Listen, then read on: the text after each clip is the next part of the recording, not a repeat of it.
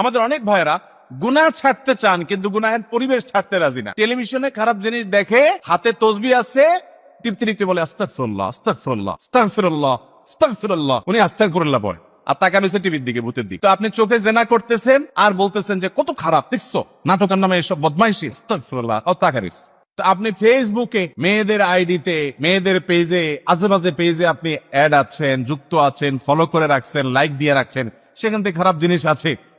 দেখেন, দেখে দেখে বলবা গুনাহ থেকে বাঁচতে পারি না, হুজুর কি করবো? গুনাহের রাস্তা বন্ধ করে দিতে হবে।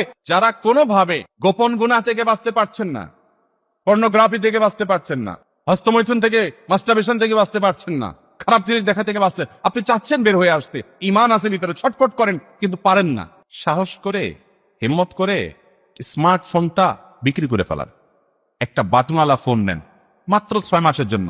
গুনাহের প্রবণতা আপনার অনেকখানি দূর হয়ে যাবে ইনশাআল্লাহ।